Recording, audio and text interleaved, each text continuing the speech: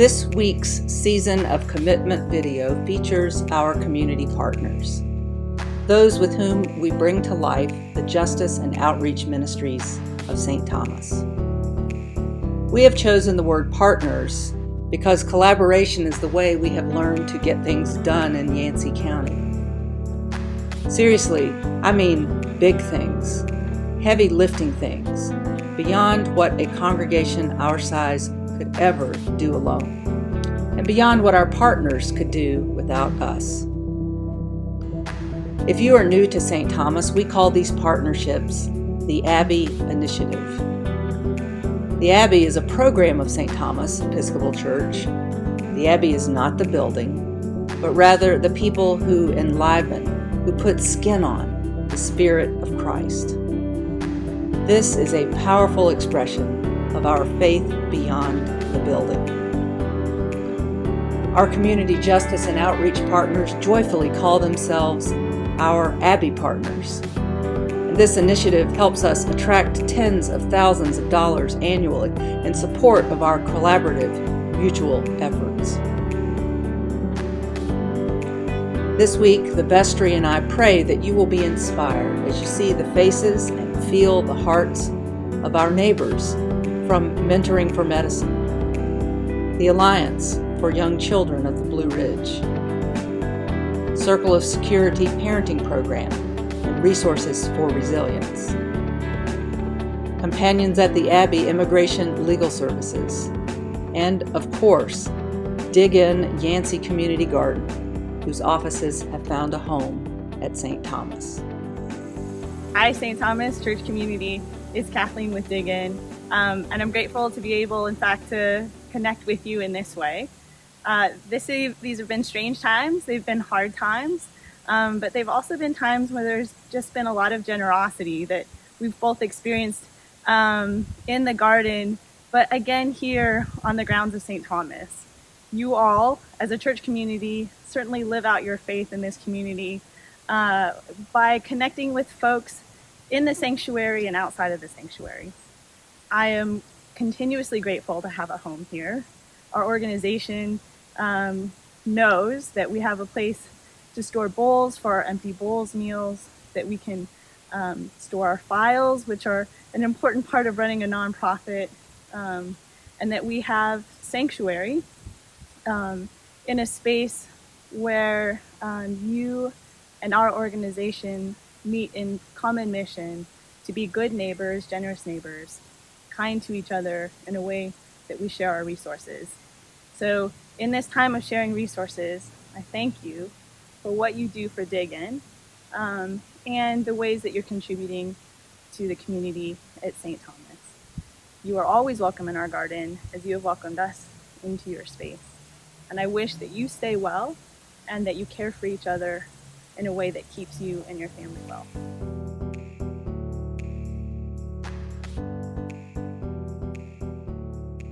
I'm Catherine Savage, and I'm the program manager for the Yancey Alliance for Young Children, which has become the Alliance for Young Children of the Blue Ridge. Thanks to funding that we got from Community Foundation, we've extended what we've done here in Yancey up into Mitchell and Avery. And I'm also program coordinator for the Blue Ridge Partnership for Children. So I am here to tell you how grateful I am for what this congregation does, and especially for Beth Turner, who is my favorite community partner. And I want to explain some of the reasons why she is that for us at the partnership. She's a person who never seems to run out of enthusiasm and energy.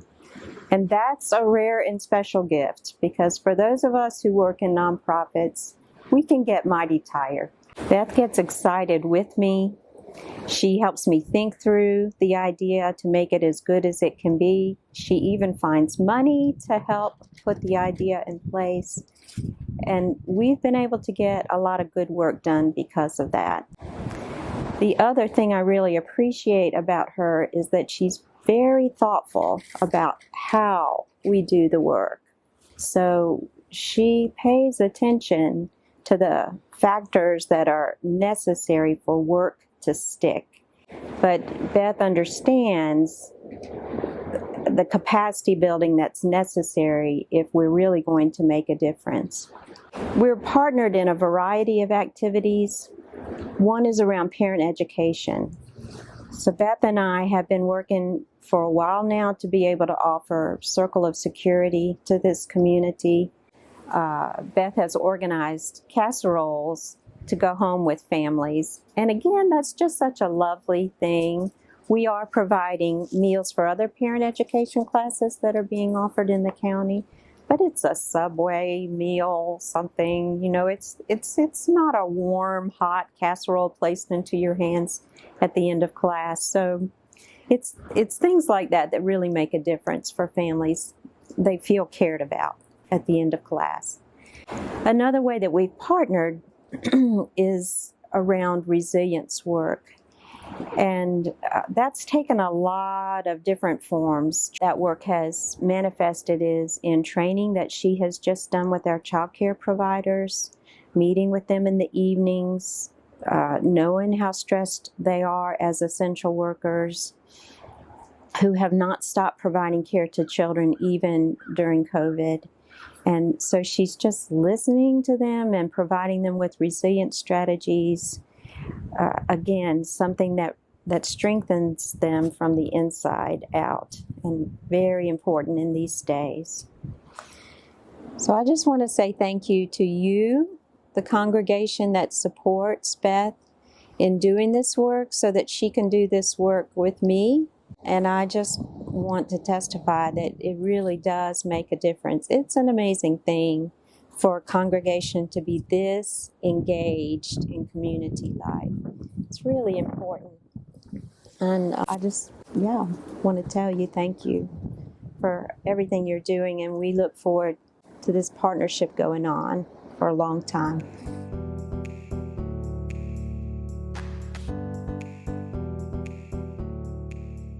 Hello, this is Larry Newton with Mentoring for Medicine, the Elizabeth Program. I'm speaking to you from my home office today, and I tell you with all sincerity, I wish I could be right there to speak with you in person. I want to use these few minutes that we have to talk a little bit about Mentoring for Medicine, to talk about how some of your parishioners have been quite involved with the program, and about how you could become involved and how both you and your county might benefit from that relationship. Incidentally, I understand a key theme for right now is faith beyond the building. Well, it's easy to understand that being a mentor, in fact, being part of a mentor duo, two mentors working with one student, is very much like, well, Mark chapter 6, verse 7, when some folks that we all learn a lot about got sent out 2 by 2. Well, let's talk about why the program exists. Yancey County, like half of the counties in North Carolina, is designated as a perpetual health professional shortage area. And that means that there are not enough primary care physicians to go around to meet the needs of the population. The result of that, in counties with this designation, is that people put off health care. They get too much health care in the emergency room, which is good as people can make that care and do. It's just not the same benefit as having a relationship with your own physician. Well, how do we get primary care physicians to come into and serve in rural areas like yours? Well, research has already told us the answer. You start by recruiting students in those areas, because by and large, the physicians and healthcare professionals in areas like yours who serve there with happiness and distinction came from a rural area to begin with. But we know this too. The journey of medical education tends to be very distracting and very stressful. One of the ways it's distracting is that students get drawn into career paths that are disconnected from their reason for getting into the career in the first place. Their reason for getting into the career is almost always a heartfelt calling to serve. We know this from research. But we know that by the time people finish their medical education, they're disconnected from that purpose. And the price of that for them and for the country and for Yancey County is really quite high. We have too many physicians in the wrong places. So what to do about it? Well, that's where you come in. That's where Mentors for Medicine come in. Mentor's job is to be a wise counsel, a wise and friendly person for these students who can guide them and, importantly, help them stay in touch with their own values and their own vocational calling. Indeed, to review that vocational calling as they consider the major career choices that they'll face, in hopes that as they look at them, they'll recognize the value of serving where they came from or close to it. Our mentors are also trained in resilience skills and how to pass those on to students, and much could be said about why those are needed, but believe me, they truly are. At St. Thomas, this program was begun by Mike Reif, working with us from the beginning. We all miss Mike already, but we're so blessed to have Jim McKinney and Lee Cease, who have stepped up for the leadership role, and also Judy Warner and Jonathan Williams, who have been working with the program now for some time. Their role is to identify students, develop a relationship with them, and develop the Mentoring for Medicine program. This is an opportunity for you. And I want to encourage you, if you're interested in this topic, please talk with Jim, Lee, Judy, or Jonathan. They can fill you in about the program. And frankly, I want you to know, if you're interested, we would welcome you into the program. There's much opportunity, so please do give it good thought. It's great to talk with you today, and God bless you. Bye-bye.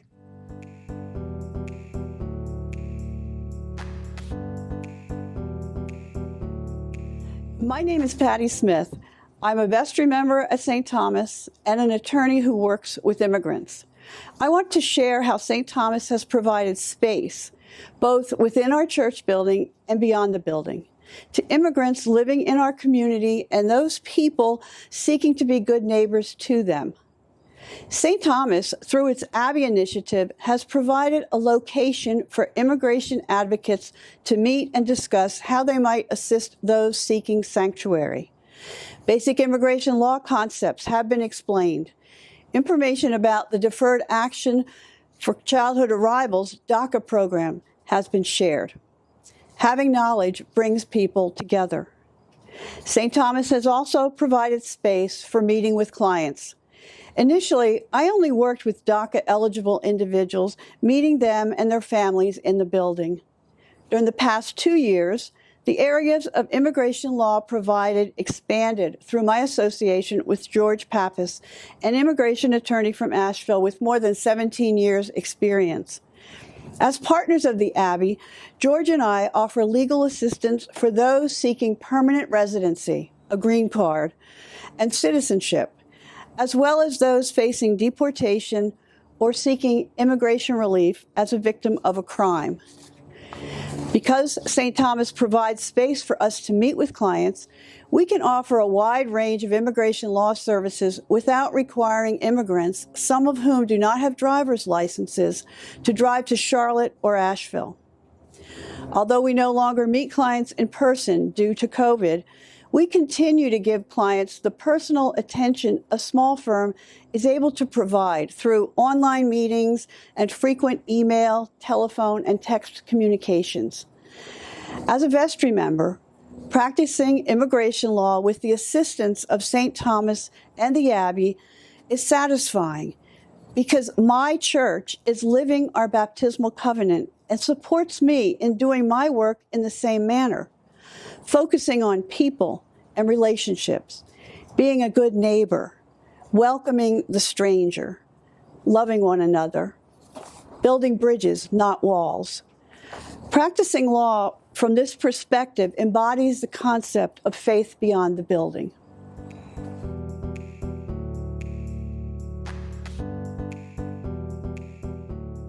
Of St. Thomas, it's so good to know that we are still together and that in the middle of what has been incredibly hard throughout this COVID experience, that you have literally been church and been hands for so many inside your community and inside Yancey County and far beyond.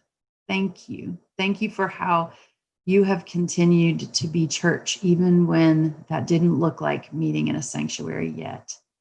And thank you for allowing me, Suzanne Walker Wilson, to continue to walk with you and be blessed by your ministry.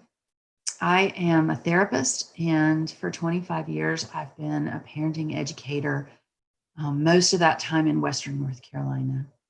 And I'm super grateful that you all continue to partner not only with Resources for Resilience and with Circle of Security International, but with Yancey Alliance for Young Children. Because really, for years now, you have been hands for your community, reaching beyond the walls of your church long before COVID to really give the gift of supporting parents and helping Yancey and sometimes folks from Mitchell County as well know that they are held in love and respect as they raise little children and do some of the most important work in our community.